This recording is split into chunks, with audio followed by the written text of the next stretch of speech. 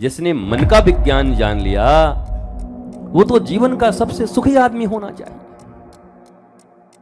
मन की चंचलता को, मन की दुविधा को जिसने पकड़ लिया, नियोजित करना सीख लिया, उसके लिए तो पूरी दुनिया मुट्ठी में। भले धीरू भाई के कर लो, दुनिया मुट्ठी में है कि नहीं मुझे पता नहीं, पर मन जिसके बस में है दुनिया उसकी मुट्ठी में है।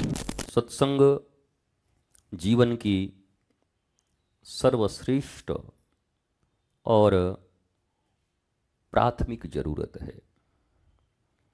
मनुष्य अपने जीवन में जितने भी परिश्रम करता है वह सब अपने आनंद, प्रेम और शांति के लिए करता है। पर सबसे अद्भुत बात है कि जीवन के अंतिम क्षण तक वह उससे संतुष्ट नहीं होता। प्रत्येक क्षण, प्रत्येक पल असंतुष्ट और आने वाले समय में कोई विराट संतोष उसे मिलेगा, इस आशा में जीता रहता है। और ऐसे ही मनुष्यों को शास्त्र में, उपनिषदों में अज्ञानी कहा गया, जो वर्तमान समय में, इस क्षण में आनंदित नहीं है और वो भविष्य में आनंद के स्वप्न देखता है। या तो अतीत में खोया रहता है, क्या खो गया, क्या मिट गया, कौन लुट गया, किसने हमारी सम्मान में गुस्ताखी कर दी। या तो फिर भविष्य में खोया रहता है, हम होंगे कामयाब एक दिन, पर वर्तमान उसका झंड रहता है, बेकार रहता है। और ऐसे लोग धार्मिक नहीं होते। धार्मिक व्यक्ति होने का पहला पहचान है कि इस वर्तमान क्षण में आप कितने उपलब्ध हैं, आह्लादित हैं, आनंदित हैं। अगर अभी सुखी हैं, अभी आनंदित हैं, तो आने वाला समय भी, आपके जीवन काल खंड में जितने भी समय होंगे वो श्रेष्ठ ही होंगे। पर इस समय अगर आप असंतुष्ट हैं, अभाव में हैं, तकलीफों में हैं, अज्ञानता में हैं, तो आने वाले समय में आप श्रेष्ठ हो जाएंगे, यह असंभव है, ये होता नहीं है। इसलिए सनातन संस्कृति हो, सनातन धर्म हो, धर्म तो एक ही है, धर्म कभी हजार होते ही नहीं हैं। हमारे यहाँ भगवान शंकराचार्य ने एक बहुत पवित्र श्रेष्ठ बात कही, धर्म की जय हो, अधर्म का नाश हो, प्राणियों में सद्भावना हो, विश्व का कल्याण हो। किसी स्पेसिफिक धर्म के विषय में उन्होंने नहीं कहा, होता भी नहीं है। इस संसार में लाखों संप्रदाय हैं, एक दो नहीं है, लाख, कई लाख। 3 लाख तो 40 साल पहले ही थे, अब पता नहीं और कितने बढ़े होंगे। उप उप उप उप शाखाएं, प्रशाखाएं बढ़ती जाती हैं। पर जब सत्य एक होता है तो धर्म दो कैसे हो सकता है? किस दृष्टि से हो सकता है? धर्म शब्द के साथ कभी कोई विशेषण नहीं लगता। ये धर्म माने ही समग्रता, धर्म माने ही सब कुछ। पर जब हम छोटे छोटे छोटे छोटे छोटे छोटे छोटे छोटे छोटे छोटे छोटे छोटे कास्ट, क्रीड, सेक्ट, रिलीजन में बढ़ते हैं तो अपना अपना एक बनाने लगते हैं। धीरे धीरे धीरे धीरे धीरे धीरे धीरे धीरे छोटा छोटा बनाते रहते हैं। और वर्तमान समय में तो आप अगर अरबपति हो तो नया भगवान भी बना दो, क्या फर्क पड़ता है। उठा लो कहीं पे, बाजार लगवा दो, कहीं पे भी सजा दो और घोषणा कर दो कि यही भगवान है। कौन तुम्हें रोकने आता है? संविधान में रोक है नहीं, तुम जिसको कहो उसको बना दो। किसी मनुष्य को ही कह दो ये भगवान है, कौन रोकेगा तुम्हें? और होता भी है। भगवत्ता तो भगवान सड़भग जिसके भीतर में है उसे ही भगवान कहते हैं। परेशानी भारतीयों के साथ क्या है? अधजल गगरी छलकत जाए। ये ज्ञान के मामले में बड़े संक्षिप्त हैं, छोटे हैं, पर भाषण इनके लंबे हैं। जब ज्ञान आहरण करने का समय था तब ये पतंग उड़ा रहे थे, तितलियां पकड़ रहे थे और माल पानी कमाने में लगे हुए थे। पर इनको भाषण देने को कहो तो शंकराचार्य बैठे रह जाएंगे, ये भाषण दे देंगे। क्या है महाराज जी, क्या लेके आए हैं और क्या लेके जाएंगे, और मर रहा है 5 रुपए के कारण। अभी किसी की हत्या करने के चक्कर में है, 5 रुपए नहीं दिया, हमारी बेइज्जती कर दिया, हम महिषासुर की तरह भी इसका वध कर देंगे इसी समय। पर ज्ञान तो ऐसा देता है वो, तो इसीलिए बड़ा कठिनाई है कि आप पहचानोगे कैसे कि धार्मिक कौन नहीं। और मैं कहता हूं ये झंझट भी क्यों रखोगे पहचानने का, तुम हो कि नहीं। तुम सारी दुनिया को जो पहचानने निकले हो तुम हो कि नहीं।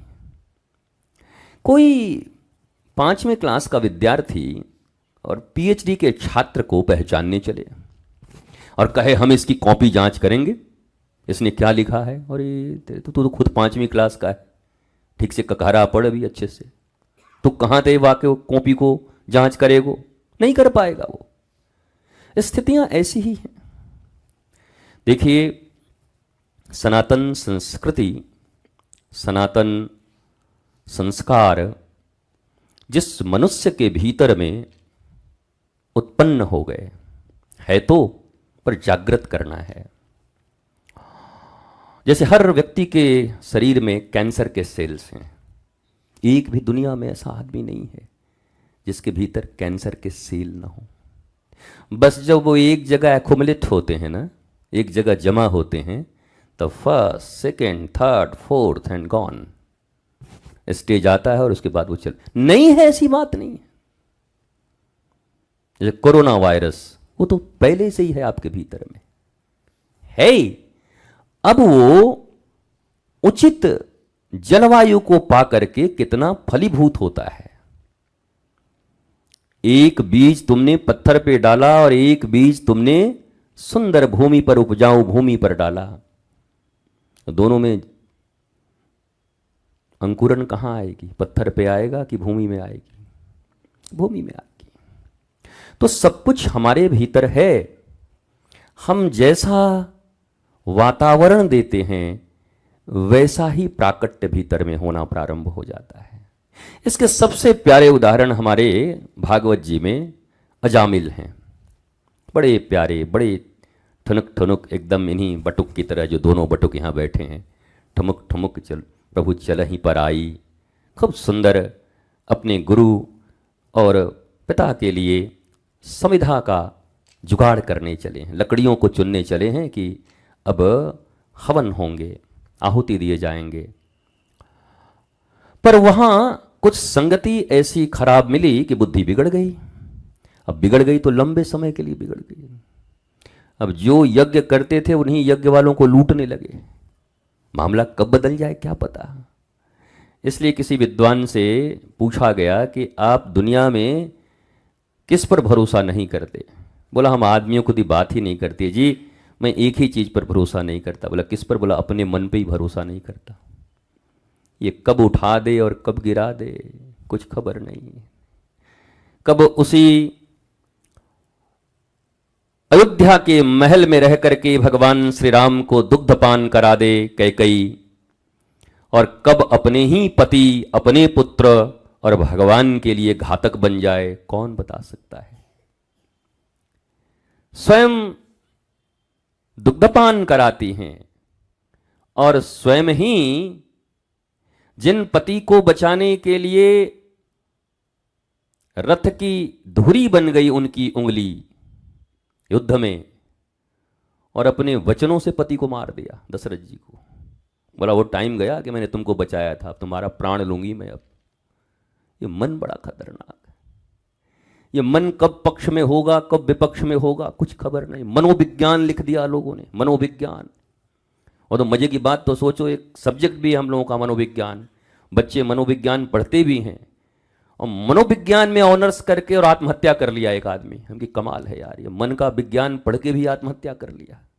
जिसने मन का विज्ञान जान लिया वो तो जीवन का सबसे सुखी आदमी होना चाहिए। मन की चंचलता को, मन की दुविधा को जिसने पकड़ लिया, नियोजित करना सीख लिया, उसके लिए तो पूरी दुनिया मुट्ठी में, भले धीरू भाई के कर लो दुनिया मुट्ठी में है कि नहीं मुझे पता नहीं, पर मन जिसके बस में है दुनिया उसकी मुट्ठी में है। वो तो एक प्रचार है वो रिलायंस वालों का, कर लो दुनिया मुट्ठी में। वो कोई दुनिया कहाँ मुट्ठी में, भारत के कुछ क्षेत्र हैं इधर उधर हैं, अभी मामला गड़बड़ हो जाए तो स्टेट भी मुट्ठी में नहीं रहेगा। ये तो मुट्ठी में आते जाते रहते हैं। पर वास्तव में मन को जिसने अपने नियंत्रण में ले लिया, या मन के विज्ञान को नियंत्रण में लेने का दो अर्थ होता है। देखो, एक होता है दमन, लाठी डंडा मार के कूट पटक के अंदर, अब कब तक? जिस दिन उसके हाथ में पिस्तौल आएगी उस दिन तुम जंजीरों में होगे और वो यहां बैठा होगा। ये तो शक्ति की बात है। शक्ति से दमन नहीं किया जा सकता। प्रारंभ कर सकते हैं, एकदम ही उपद्रव मचाता है तो थोड़ा नहीं ये ठीक नहीं है, ये करिए ठीक है, पर कभी मन को दमन के द्वारा नहीं हराया जा सकता। किसी वस्तु, किसी व्यक्ति के विषय में जब पदार्थ विज्ञान भी दो नहीं होता, साइंस के विषय में जानते हैं ना, पदार्थ विज्ञान दो नहीं होता, 2 + 2 = 4 सबके लिए है कि अमेरिका में 5 हो जाता होगा? नहीं, भारत में तो हो जाता है। अमिताभ और शशि कपूर बनाए थे 2 और 2 5, तो यहां तो हो भी सकता है।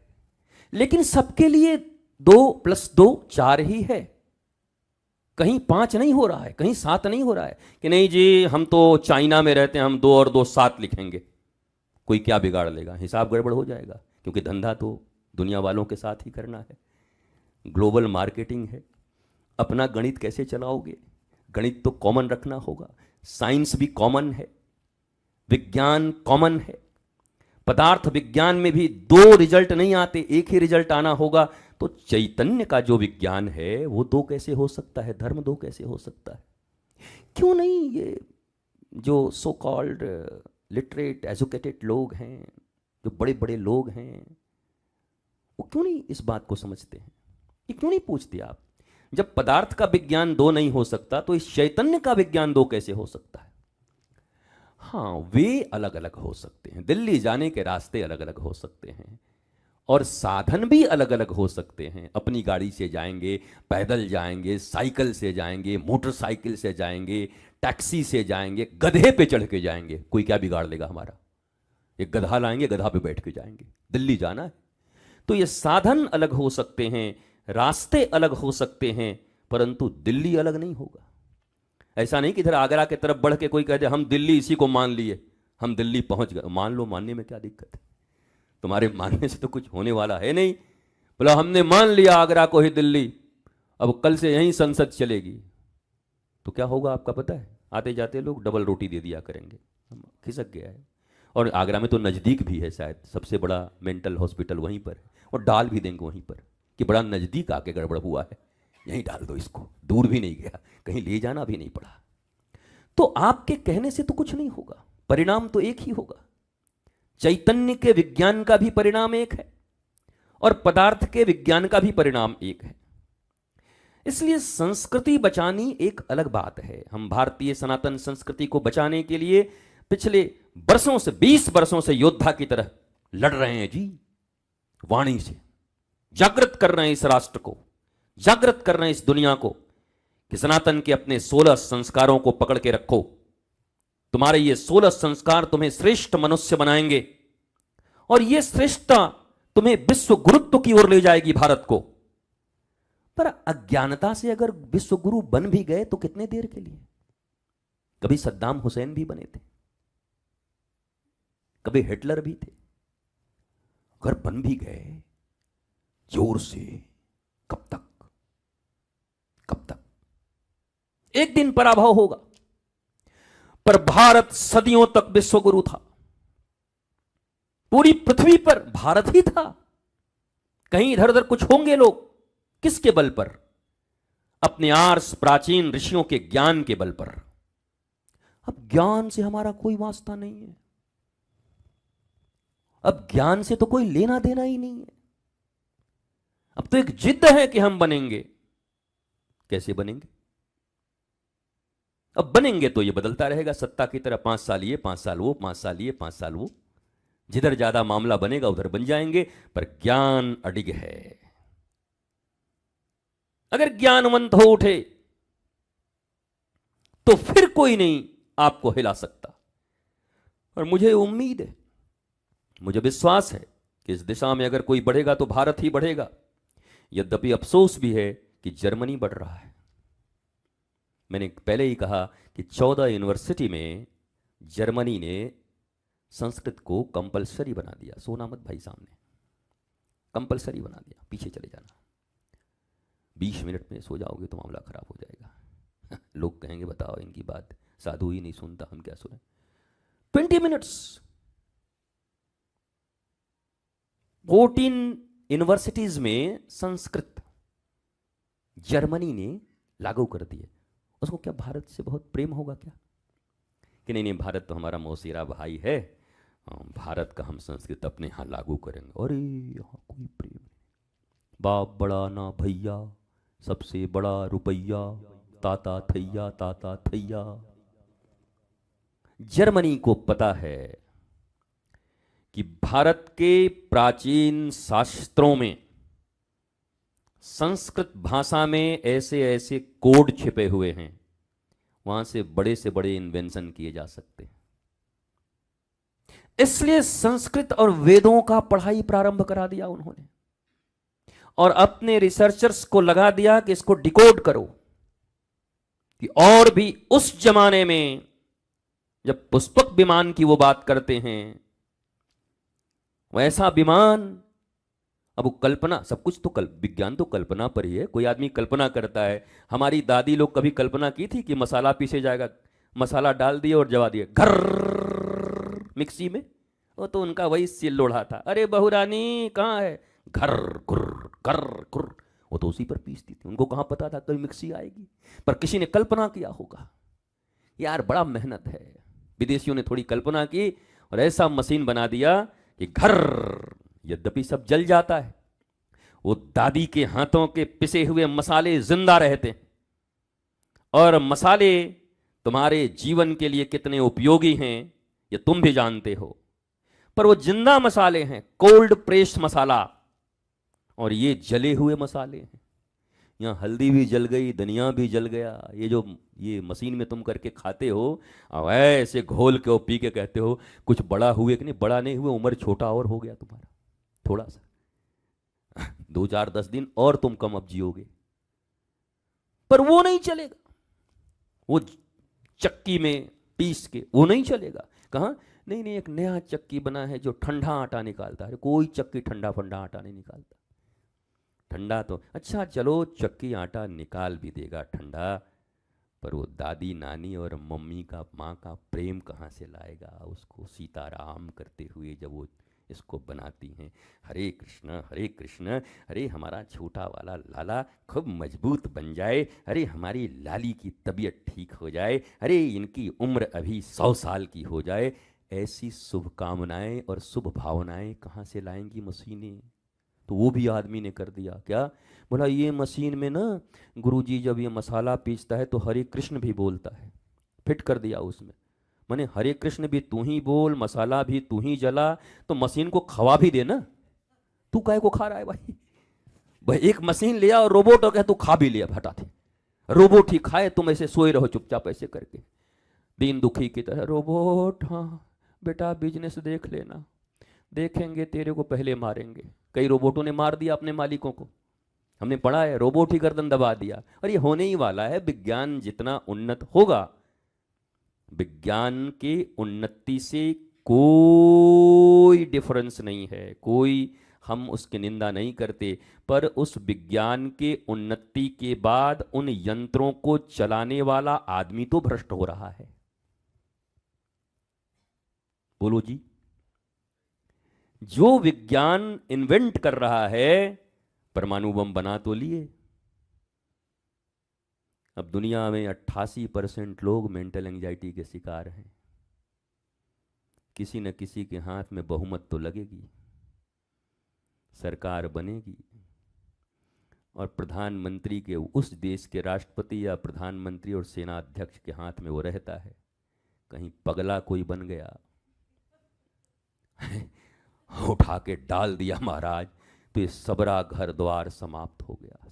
ये जो जितना बनाए हैं, ये लगाए हैं, इसको ऐसे लगाए हैं, इसको कितने में लगाए हैं गुरुजी, ये लगवाए हैं, गुरुजी ही नहीं रहेंगे महाराज, सब खत्म, गुरु चेला सब समाप्त, एक ही बार में मामला खत्म। विज्ञान इन्वेंशन दे रहा है, पर उस इन्वेंशन का प्रयोग करने वाला मनुष्य का जो मन है, जो चेतना है, चेतना मतलब चैतन्य होना, मतलब ज्ञान, वो दिन प्रतिदिन घट रहा है, नीचे जा रहा है। इसका व्याख्या मैं कई बार कर चुका हूं कि अपने लिए अच्छा अनाज और बेचने के लिए जहरीला अनाज, अपने लिए ऑर्गेनिक सामान पैदा कर रहे हैं और बेचने के लिए पेस्टिसाइड्स, यूरिया मारने के लिए पैदा कर रहे हैं। तो बुद्धि का अंदाजा तो लग गया कि इंसान कितना बुद्धिमान हो गया 21वीं शताब्दी में। अरे लज्जा करनी चाहिए 21वीं शताब्दी कहते हुए। मैं तो कहता हूँ पूर्व पाषाण काल का युग और वो अग्नि का काल का युग भी लज्जा खा जाए मनुष्यों को देख करके। मनुष्य के भीतर इतनी गिरावट हो सकती है, मनुष्यता के भीतर, मानवता के भीतर, ह्यूमन वैल्यूज, मानवीय मूल्य, संवेदना, अपनापन, परिवार, कहां है ये सब मूल्य? सब समाप्त हो रहे हैं डे बाई डे। पर विज्ञान 21वीं शताब्दी में, अरे क्या खा कि 21वीं शताब्दी में खाएंगे? 21वीं शताब्दी डोसा है कि 21वीं शताब्दी डोसा ले आइए? 21वीं शताब्दी 19वीं शताब्दी या 40वीं शताब्दी से अपना कोई मतलब नहीं है। अपना मतलब है कि मनुष्य कितना ज्ञानी हो रहा है, मनुष्य कितना विज्ञानी हो रहा है, मनुष्य कितना सहनशील हो रहा है और मनुष्य कितना गुलाब के फूल की तरह सुगंधित हो रहा है, जो जहां जाए सबको सुगंध बिखेरता जाए। ये आप चाहते हो? या 22वीं शताब्दी आते आते हर आदमी के हाथ में परमाणु बम हो, ये चाहते हो? बताओ। नहीं, अभी अभी किस देश को बहुत बड़ा माना जाता है? अब भारत के पास इतने, पाकिस्तान के पास इतने, चाइना के पास इतने, जापान के पास इतने, अमेरिका के पास इतने, रसिया के पास इतने। हम कह रहे हैं 140 करोड़ पैदा कर दो, परमाणु बम सबके हाथ में दे दो। घर में पत्नी चाय ना देवे तो पति परमाणु बम मार देवे। हालांकि रहेंगे दोनों नहीं, घर भी नहीं रहेगा, मोहल्ला तक नहीं रहेगा। अरे क्या जिला चला जाएगा एक चाय के चक्कर में? क्या नहीं होते भाई? चाकू आपके पास हैं। जब चाकू का इन्वेंशन हुआ होगा तो ये सोच के हुआ होगा कोई किसी को चाकू मार देगा। जब गैस आपने बनाए होंगे, गैस के सिलेंडर, तो उस गैस के सिलेंडर को धीरे से रात्रि में कट कर दिया। सावधान इंडिया, क्राइम पेट्रोल देखते हैं कि नहीं? देखा करिए कि रात में धीरे से कट कर दिया। पत्नी सुबह गई, वही बोला जरा चाय बनाना, पत्नी को उसको मारना था, गई भक्क, पत्नी वहीं चाय बन गई, काम खत्म। तो जिसने गैस बनाया होगा, सिलेंडर बनाए होंगे, क्या यह सोच के बनाया होगा कि पति अपनी पत्नी की हत्या कर देगा? किस लिए बनाया था? तो 21वीं शताब्दी आई, इन्वेंशन आए, पर मनुष्य की चैतन्य शक्ति घटती गई, बुद्धि विवेकहीन होती गई, मन और दुविधाग्रस्त होता गया, अशांति बढ़ती गई। आप ऐसा कैसे कह सकते हैं? और ये भाई WHO का रिपोर्ट है, हम थोड़ी कह रहे हैं। जिस WHO को तुम मानते हो, वर्ल्ड हेल्थ ऑर्गेनाइजेशन, उसका रिपोर्ट है कि बीपी कितना, शुगर कितना और तनाव और डिप्रेशन में कितने लोग हैं। क्या पिछले 10 वर्षों में कमी आई है या बढ़ी है? पता करो, और परसेंटेज कितने हैं। तो कैसे कहा जा सकता है जी कि हम प्रगति कर रहे हैं? पगला रहे हैं कि प्रगति कर रहे हैं? अगर पगलाने को प्रगति कहते हैं तो कोई बात नहीं, फिर तो भारत को भी थोड़ा कोशिश करना चाहिए। अभी 74% है, आगे निकलना है हम लोगों को अमेरिका से। जल्दी ऐसा करिए आप लोग कि 90% हम लोग भी हो जाएं और फिर कह सकें कि भारत को गोल्ड मेडल दिया जाए। किस में? बोला पगलाने में। यही तो मिलेगा आपको जब अमेरिका जैसे कंट्री को इतने बड़े 21वीं शताब्दी के दादा देश को जब ये मिला है तमगा कि ये थोड़ा खिसका हुआ है, हल्का सा, थोड़ा 2 चूड़ी, तो 2 चूड़ी तो बहुत होता है, चाकू भोंकने के लिए तो एक ही चूड़ी काफी है। एक क्रोध आया तो आदमी उठा के खत्म कर दिया। मैं पूछता हूं, मैं जिस सनातन विश्वविद्यालय की कल्पना कर रहा हूं बनाने की, और वो कल्पना अब पृथ्वी पर साकार हो रही है, वो क्यों है? ये जो गुरुकुलम की परिकल्पना मैंने की, मैंने कहा आश्रम बना दो, क्या होगा? आश्रम नाम है, पर आश्रम में ज्ञान की वो विधा कहां है? आश्रम चलाना अपने आप में एक बहुत बड़ा युद्ध है। फैशन के इस दौर में गारंटी ना बाबा ना। हर वक्त ये प्रयत्न है कि फॉलोअर्स कितने बढ़े और कितने घटे। सुबह भी होती है उसी से और शाम भी होता है उसी से, क्योंकि उसी पर माल पानी निर्भर है। फॉलोअर्स बढ़े तो माल बढ़ेगा। हालांकि ये भी सत्य नहीं है। एक आदमी का कितना मिलियंस फॉलोअर्स थे, खड़ा हो गया चुनाव में, 122 वोट मिला, आत्महत्या करने जा रहा था कि रुक जा भाई, फॉलोअर्स पर विश्वास मत क्या कर।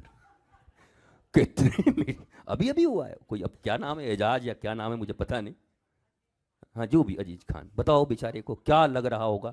3 दिन तक सोया नहीं गरीब, बार बार मोबाइल देखे और फॉलोअर्स को कहे कि आग लगा दूंगा मैं इसमें मोबाइल में। हम क्या, आग लगाने से क्या होगा? कितने मिलियंस। हमारे पास भी जितने प्रोजेक्ट लोग लेके आते हैं गुरुदेव, हाँ इसके 8 मिलियंस फॉलोअर्स, हम एक बार मुंह देखता हूं ऐसे करके, हम घर में छोटे भाई से बातचीत ठीक से है कि नहीं, मिलियंस फॉलोअर्स बना लो, मजाक कर दिया, पूरी जिंदगी को मजाक बना दिया। आप, मैं हंसते हंसते सब बातें कह देता हूं इतनी आसानी से, इतने इजीली। आज के समय में जब यहाँ बैठकर प्रवचन कर रहे हैं तो मेरे पास भी बहुत सारे टॉपिक हैं, नाम कैसे करना है, ध्यान कैसे करना है, और जो सारी चीजें मैं आपसे डिस्कस कर सकता हूं। बस मैं कहूंगा किसको कि नाम करो, नाम बढ़ाओ, तो लगा ही हुआ है दिन रात अपने नाम को बढ़ाने में। कौन है जो अपने नाम बढ़ाने में नहीं लगा हुआ? तो हम नया क्या सिखा रहे हैं उसको? भगवान नाम लो, तो भगवान नाम भी क्यों लो? क्योंकि हमारा नाम बढ़ जाए। भगवान का नाम भी हम क्यों बढ़ा रहे हैं? बोला भैया इतना माला कर लोगे तुम्हारा मामला ठीक। अब वो माला कर रहा है कि मामला ठीक कर रहा है? बोलो, नहीं बताते नहीं हुई। अब आप वो कह रहे हैं कि वहां पर वो 3 नारियल अगर फोड़ दोगे तो तुमको जो तुम्हारी ठेकेदारी है वो तुम्हारे नाम से खुल जाएगी। अब वो नारियल फोड़ रहा है, बोलो क्या फोड़ रहा है?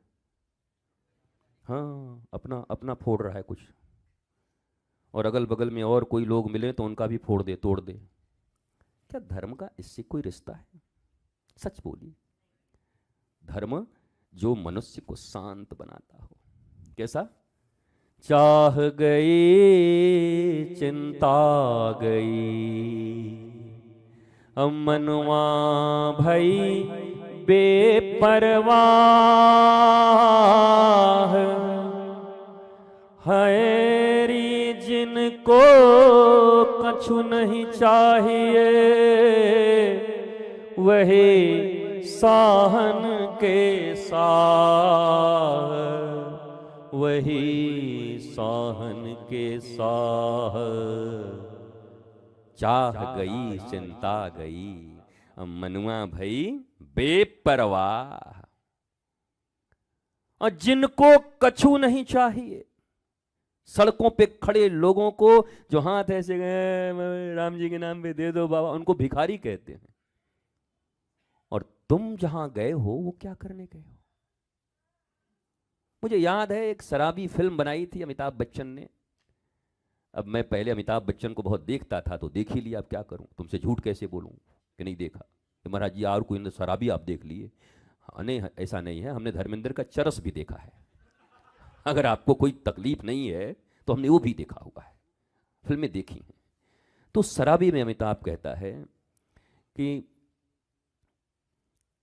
किसे है होश जरा मुझे बताओ जरा। बोल रहा है किसको होश है मुझको बताओ तो। किसी को दौलत का नशा, किसी को शोहरत का नशा, किसी को कुछ का नशा, किसी को कुछ का, सब तो नशे में डूबे हुए। और फिर हालांकि बोलता है नशा शराब में होती तो नाचती बोतल, हालांकि बेचारे को ये नहीं पढ़ाया कि बोतल वो क्या है, वो जीव नहीं है। इसलिए नहीं तो बंदर पिला को देखो, बंदर में ना हुए तो फिर हमको बताओ, गिलहरी को पिलाओ ना। हमारे यहाँ गिलहरी को पिला दोगे तो नेवला जैसे लड़ने आ जाएंगे सांप से, निकल बाहर। वो भूल जाएंगे कि मैं गिलहरी हूं कि नेवला हूं। बाद में नाक दबोच लेगा तो बगल वाला कहेगा मना कर रहे थे ना तू गिलहरी है, अरे मेरे को नेवला जैसा लग रहा था भाई। तो शराब पी के नेवला तुमको लग ही सकता है कि तुम नेवला हो सकते हो, क्योंकि तुम नशा में हो।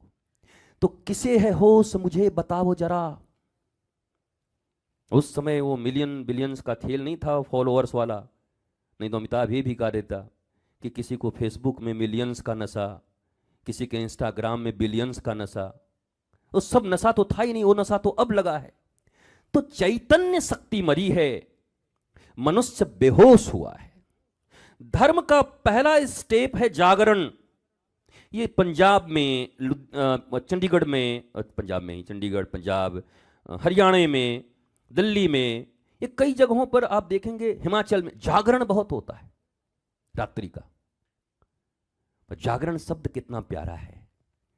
ये मोह में सोया हुआ आदमी, क्रोध लोभ ईर्ष्या में सोया हुआ जग जा, उठ जाग मुसाफिर भोर भई, अब रैन कहां जो सोवत है। जागरण उसका नाम था। तो जागरण में टुन्न हो जा रहा है, नाम जागरण। और रात भर ऐसा एकदम जगते जगते 2 दिन बाद फोन लगाओ जरा, जागरण में जगे कि सो गए। जागरण, मैं जागरण की बुराई नहीं कर रहा, वहां भगवान के, माता जी के गीत चलते हैं, माता जी के भजन चलते हैं, और लेकिन भावना क्या है, किस भावना से बैठ रहे हैं। या देवी सर्वभूतेषु शांति रूपेण संस्थिता, नमस्तस्यै नमस्तस्यै नमस्तस्यै नमो नमः। या देवी सर्वभूतेषु भ्रांति रूपेण संस्थिता, नमस्तस्यै नमस्तस्यै नमस्तस्यै नमो नमः। शांति भी वही है और भ्रांति भी वही है। देवी के पास जो सब कुछ है उससे तुम मांगने क्या जा रहे हो, तो तुम्हारे ऊपर निर्भर है ना। है तो सब कुछ, तुम्हें क्या चाहिए। सड़क के किनारे एक आदमी बाल्टी में दूध लेके, पहले हमारे ज़माने में बाल्टी में ही दूध लेके बेचते थे लोग, पैकेट वैकेट तो था नहीं, और उधर बगल में शराब भी बाल्टी में ही लेके बैठा रहता था। अब आपको जो पीना है पियो, दोनों हैं, दूध भी बिक रही है, शराब भी बिक रही है।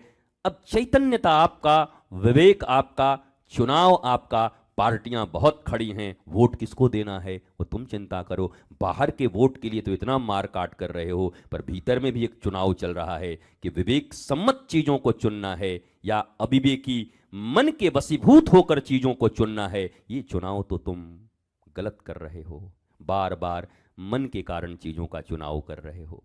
मन ही चुन रहा है, मन ही रिजेक्ट कर रहा है, मन ही एक्सेप्ट कर रहा है, और यही तुम्हारे दुख का कारण है। ये धर्म है, इस धर्म पर तो हम चर्चा नहीं करते, धर्म के मौलिक चीज पर तो हम चर्चा नहीं करते, धर्म के प्राण पर तो हम चर्चा नहीं करते। धर्म धंधे को सात्विक बना दे। जो हम धंधा करते हैं, धंधा मतलब रोटी कपड़ा और मकान के लिए, उसको भी सात्विकता से करना सिखा दे, वो धर्म है। पर उल्टा हो गया, धंधा धर्म सिखा रहा है। 5 धंधेबाज मिलके बोल रहे हैं कि धर्म कैसे होगा। महाराज इधर आइए, हाँ, रातों रात आपको हम पहुंचा देंगे। हम कि कहाँ, कहीं गलत जगह तो नहीं सोचा है। बोला नहीं, पहले तो कुछ आपका लाभ करवाएंगे, उसके बाद पहुंचा देंगे आपको जगह पर। हम समझते हैं कहाँ पहुंचाएंगे लोग। जब कोई व्यक्ति धर्म के स्थान पर बैठकर, कोई प्रज्ञावान महापुरुष अगर आकर्षणों में फंसे, तो उस महापुरुष को फिर कहाँ जाना होगा वो तय होता है।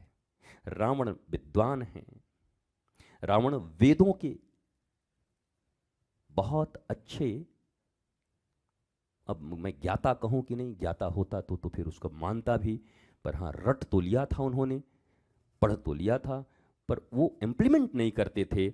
इसलिए उनको लोगों ने कहाँ भिजवा दिया? दुर्योधन को लोगों ने कहाँ भिजवा दिया? कर्ण को लोगों ने कहाँ भिजवा दिया?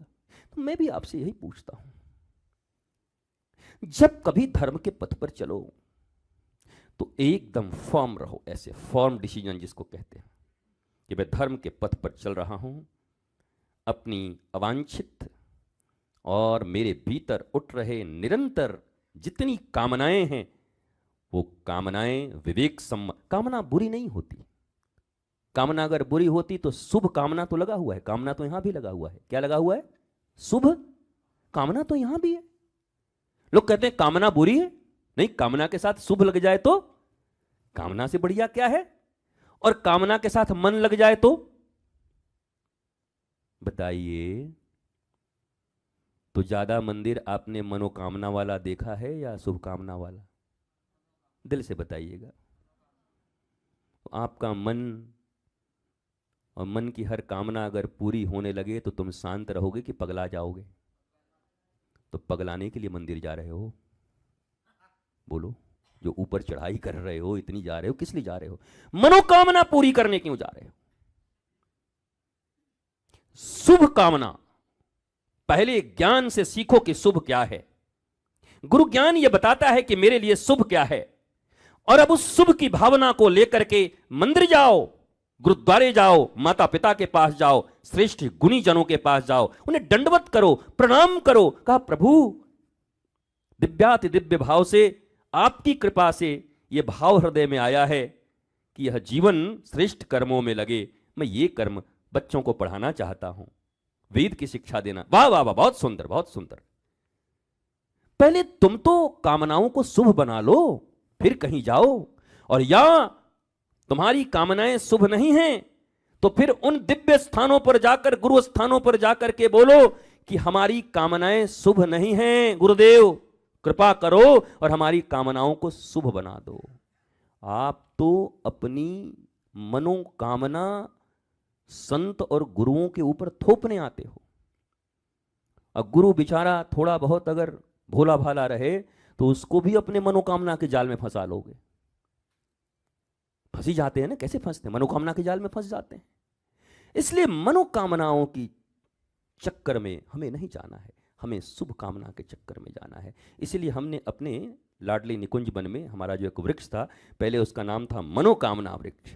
लोगों ने कहा मनोकामना वृक्ष नाम रखेंगे गुरुजी, लाइन लग जाएगी लोगों की आने वाली की। अच्छा बहुत बढ़िया। फिर कुछ दिनों के बाद हमने कहा मनोकामना का ये उठा और लिख दे शुभ कामना, एक नाम है, चलेगा। लेकिन मनोकामना यहां पूर्ति होने वाली नहीं है। यह धर्म स्थान है, यह गुरु स्थान है। सनातन संस्कृति और सनातन धर्म मनुष्य के भीतर शुभत्व को प्रदान करता है और शुभकामना पूरी करता है। मनोकामना रावण और दुर्योधन की तरह पूर्ण करने के लिए मंदिर नहीं बनाए गए हैं और गुरु का स्थान नहीं बनाया गया है। इसलिए उसका नाम हमने कहा शुभकामना वृक्ष कर दो। बड़ी कम लोग जाते हैं। कई लोग पुराने, अरे तो मनोकामना थे, शुभकामना कैसे हो गया? हे भगवान, हम नहीं बदले, वृक्ष बदल गया। वो कह रहा है मैं तो जैसा का तैसा रह गया, वृक्ष कब से बदल गया है? ये मनोकामना से शुभकामना। और मैं भी यही चाहता हूं, हमारी शुरुआत तो मनोकामना से हो, पर जब जीवन में संत आ जाएं, गुरु आ जाएं, तो हमारी मनोकामना शुभकामना में परिवर्तित हो जाए। यही तो आध्यात्मिक यात्रा है, यही तो आश्रम आने का फल है, यही तो गुरुद्वार पर आने का फल है, यही तो किसी संत दर्शन का फल है, यही तो किसी संत के चरणों में बैठने का फल है कि हमारी सारी मनोकामनाएं अब शुभकामना में परिवर्तित हो जाएं। मैं मनोकामनाओं के जंजाल में फंसने वाला नहीं हूं। सनातन विश्वविद्यालय, लोग पूछते हैं क्या करेगा आपका विश्वविद्यालय? क्या विश्वविद्यालय की कमी है? यही करेगा। मनोकामना लोग लेके आएंगे उस विश्वविद्यालय में, और जब निकलेंगे वहाँ से 1 साल 2 साल 3 साल के बाद, और उनको जब सर्टिफिकेट मिलेगा तो सर्टिफिकेट होगा मनोकामना लेके आया था और शुभकामना लेके जा रहे हैं। भारत का भी मंगल होगा और पूरी दुनिया के मंगल को करने में वो समर्थ होंगे। ये होगा उस विश्वविद्यालय में, ये होगा उस गुरुकुलम में। हम तो अब आजकल कुछ बोलने से भी डरते हैं। क्यों भैया गुरुजी आप क्यों डरते हो? महाराज बोलते यहां हैं, अब कोई शुभकामना विश्वविद्यालय ने खोल दे। अरे धंधेबाजों की कमी है। वो तो बैठे ही पड़े हैं कि कुछ ये बोले कि हम खोलें। हमने बोला, उसने खोला। अब भर भर के बोरा फिर माल तोला। अब यहां सिर्फ बतोला बतोला बतोला। इसलिए कम बोलता हूं। मन तो करता है कि रोज आकर के प्रवचन करूं हम, कि अरे यार हम चुप तो रह नहीं पाएंगे और हम झूठ बोल नहीं पाएंगे। सोचते तो हैं कि बरगला दें लोगों को, बाएं जाना है तो दाएं कह दें, लोभी लोग दाएं चले जाएं। लेकिन अब क्या करूं, जब व्यासपीठ पर आप बैठते हो और व्यासपीठ पर बैठने के बाद आप झूठ बोलो, बड़ी महाराज तकलीफ है।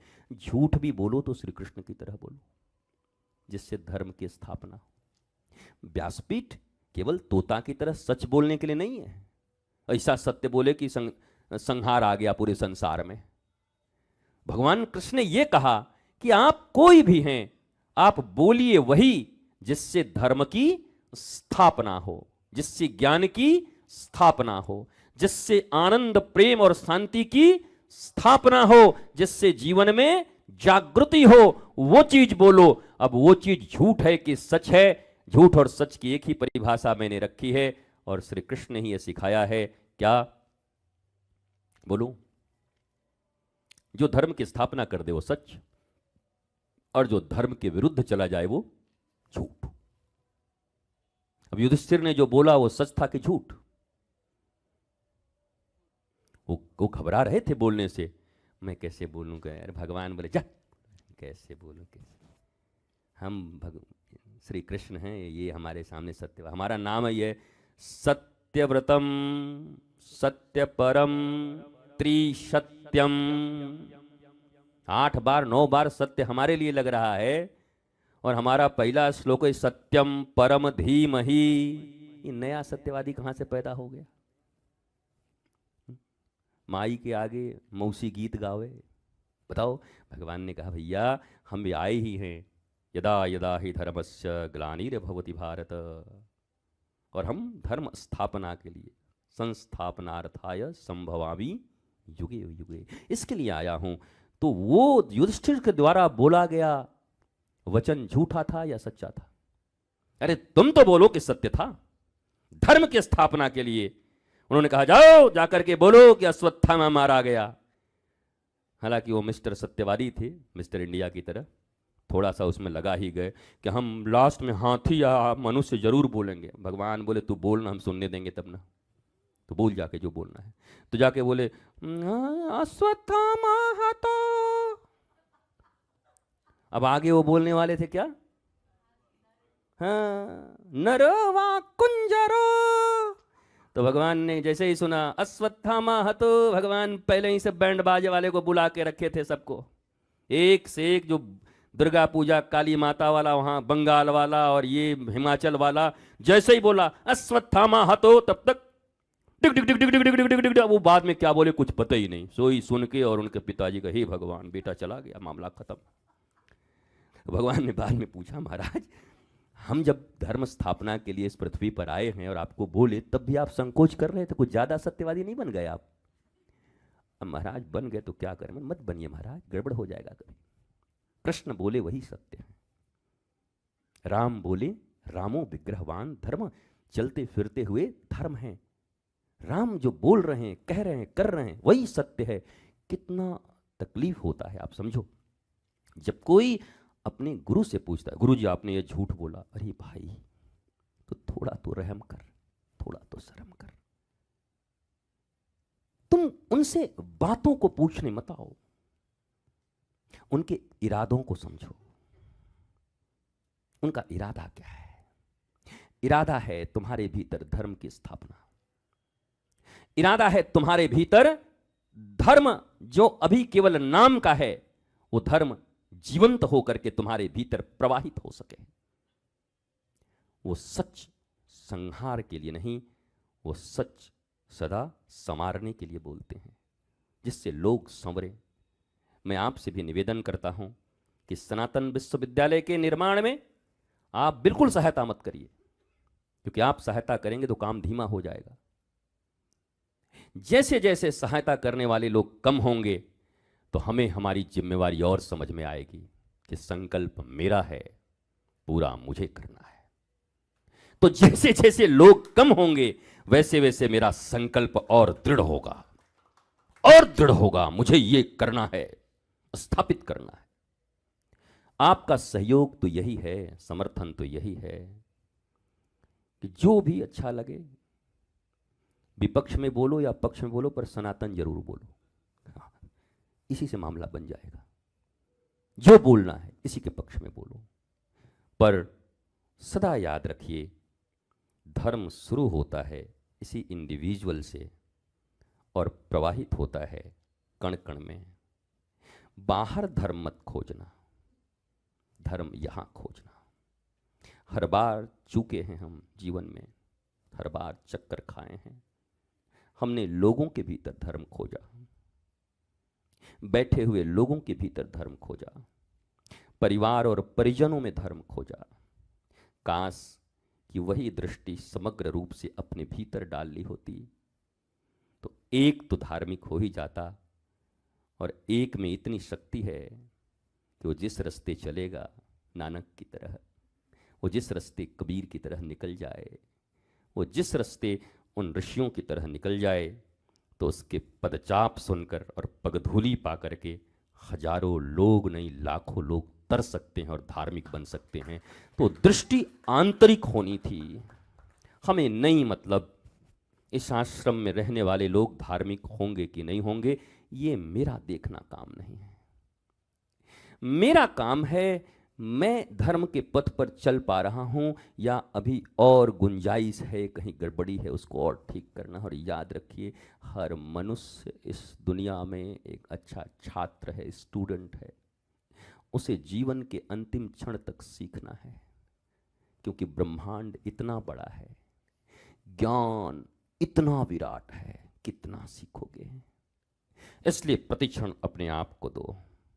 मुझे एक्सपेंड होना है, मुझे उस आत्मज्ञान जिस फल का मैं नाम लेता हूं, सेल्फ रियलाइज्ड पर्सनालिटी, ये बड़ा एक अद्भुत वर्ड है। पहले तो लोगों को वर्ड ही समझ में नहीं आता, कोई कोई मान भी लेता है तो बोलता होगा कैसे, कुछ समझ नहीं आता।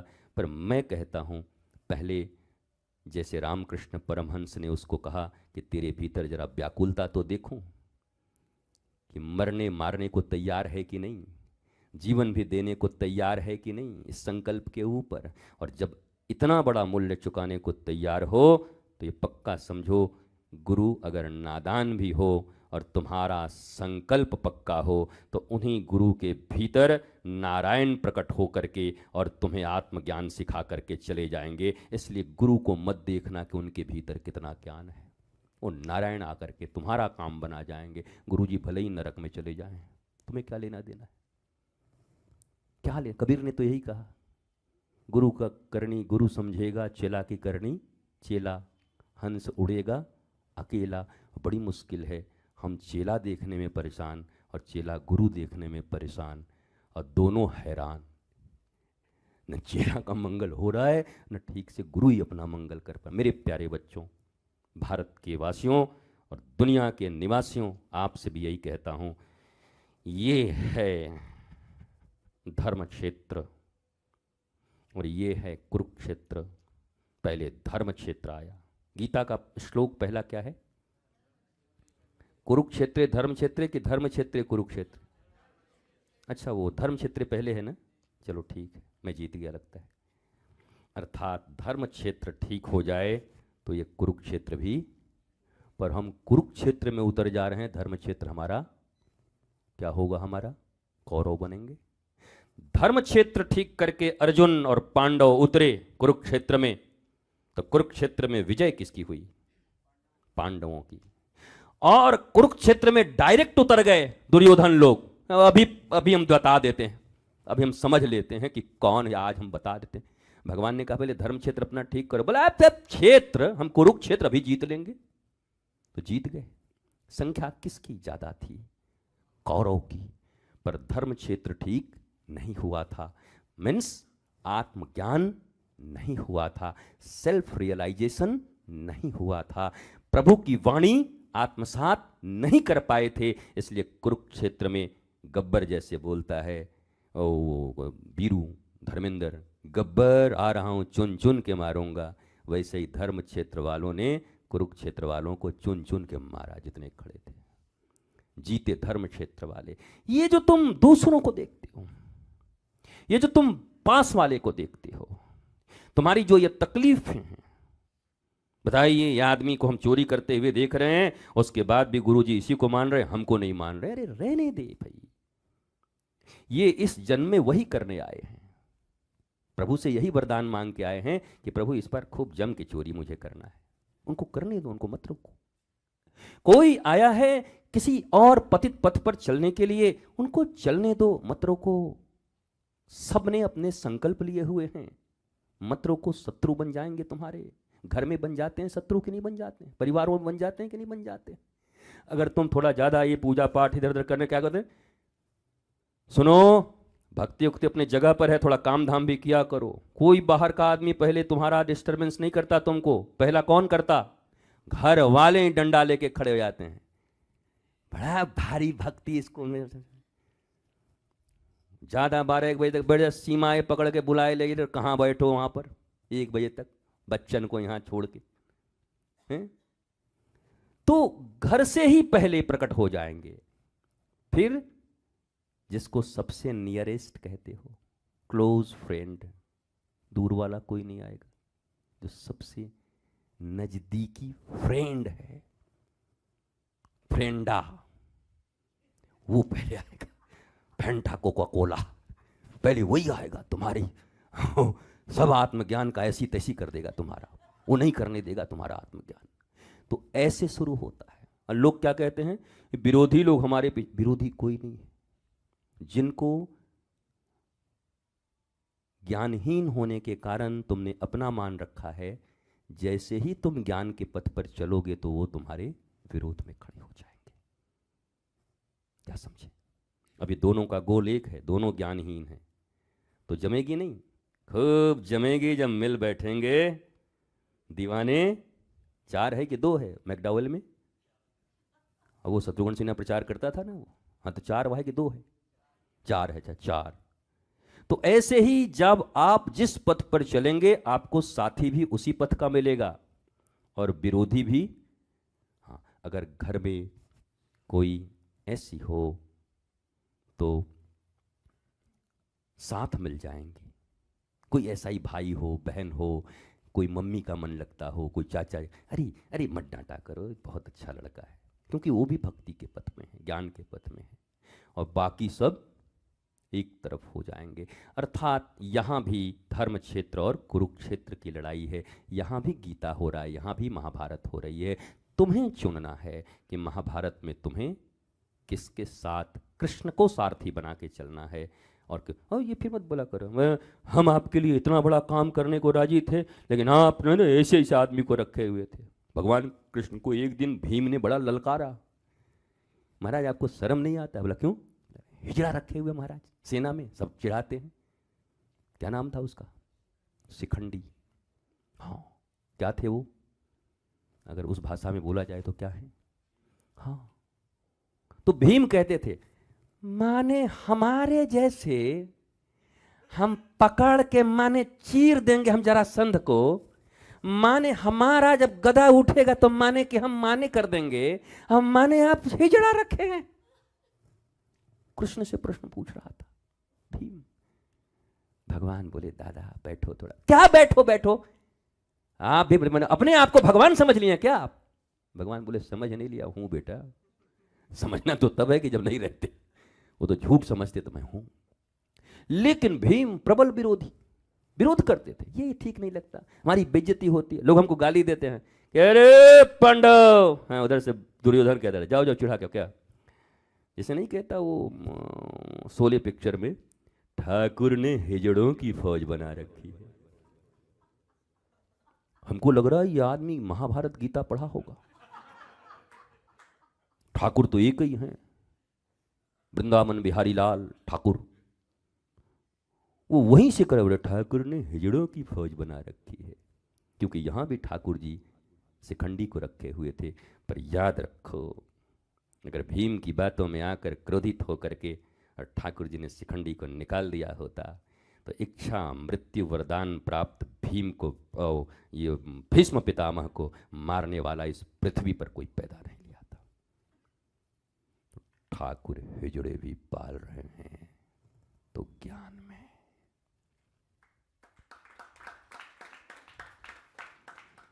आई थिंक आप सब समझ गए होंगे। और जो इसके बाद भी न समझे, अब उसको तो भगवान भी न समझाएं। लोग कहते हैं कि इसको तो भगवान समझाएं, लेकिन हम भगवान को भी कह रहे हैं कि प्रभु टाइम बर्बाद मत करिएगा क्योंकि इसके बाद भी अगर जिसकी समझदारी नहीं आई तो महाराज फिर उसको कौन समझाएगा। इसलिए सतपथ पर चलिए, मस्त रहिए, स्वस्थ रहिए, आनंदित रहिए, प्रतिदिन सत्संग करिए, पर सत्संग ज्ञानवंत हो। आज कटरा से आए हैं इतने लोग, ऐसा मुझे लग रहा है, हमारा तो जाना नहीं हुआ, पर ऐसा लगता जैसे माँ वैष्णो देवी हमें स्वयं दर्शन दे गई, आपके रूप में हम उन्हीं का दर्शन कर रहे हैं। ऐसी भगवत कृपा हमारे ऊपर बनी है महाराज। भक्त बड़े भगवान से जानत सकल जहान, राम गए पुल बांध के कूद गए हनुमान। भक्त दर्शन माने भगवत दर्शन, भक्ति भक्त भगवंत गुरु चतुर नाम वपु एक, इनके पद बंदन किए ना सही विघ्न अनेक। भाव ऐसा हो, इसी भाव के साथ आज के इस भाव का यहीं पर विश्राम, समापन तो हो नहीं सकता, विश्राम है, फिर बहेगा, अभी अंतर बहेगा, कल फिर मौका मिला तो फिर इस मुखारबिंद से बाहर बहेगा। मस्त रहिए, स्वस्थ रहिए, सनातन विश्वविद्यालय के निर्माण के लिए शुभकामना व्यक्त करिए, सहयोग मत करिए। सहयोग करेंगे तो झगड़ा करेंगे मेरे से आप, हमने ऐसे किया,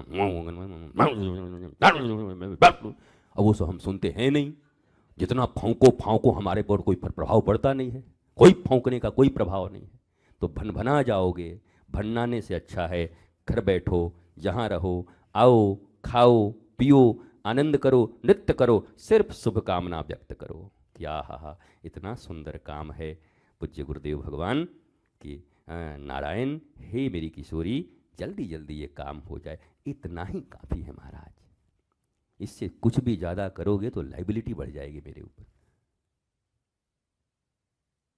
50 आदमी को हम सदस्य बनाए और क्या मिला हमको?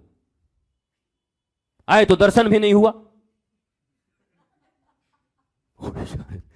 50 पे अगर दर्शन देने लगे तो हम दर्शन तो, आपने कितने सदस्य बनाए? कोई सदस्य वाला को दर्शन हो रहा है, लेकिन अगर ऐसे हिस्सा से दर्शन करने लगे तो महाराज बोटी बोटी हो जाएगी हमारी, तब भी दर्शन नहीं हो पाएगा। कटकुटा जाऊंगा तब भी दर्शन नहीं हो पाएंगे। तो इन सब कामों से नहीं महाराज, शुभकामना व्यक्त करिए। और फिर